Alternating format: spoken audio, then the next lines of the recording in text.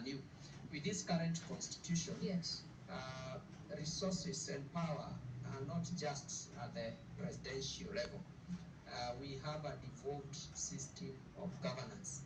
And right from your MCA, they have a lot of control. They have a lot of things that they are doing right there at the county assembly level.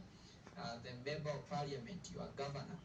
Therefore, citizens need to be educated of the same so that we appreciate that resources and power have since been devolved, and therefore give the same attention to the people we vote at that level, just the same attention we give to the people we vote at the presidential level. Do you think it's a question of being educated, or it's just our bad manners? Because then again, if you also go down to those constituencies, they would say, for those that know, is they would vote for individual X because they built them a road, because they brought them water, because they did ABC, they built a school, and that's sometimes not necessarily the work perhaps of a member of parliament. So then is it that we don't know, or it's just our bad manners? It points to also another problem of the leadership, because everything depends with the leadership.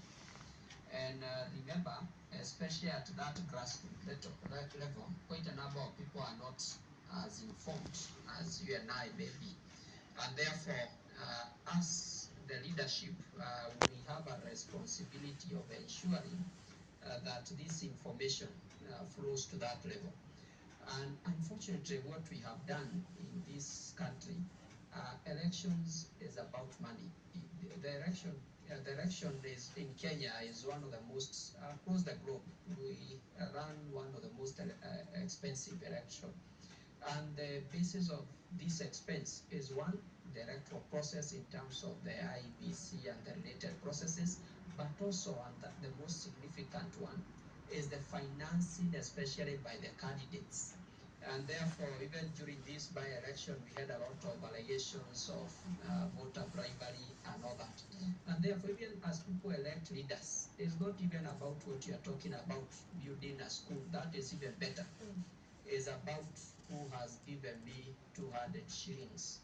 Is about does it point to bad manners then? So we know, but it's just our bad manners. Yeah, so it's a combination of the two. Right. There is a part of the ignorance, but we also have a significant number of people who, as you may call it, bad manners. However, I don't want to judge the voter very harshly, because we also have is a question of poverty. Right. When people are that desperate, you have not something to put on the table, and then you have offered them 100 shillings, it will be very tempting for them to refuse.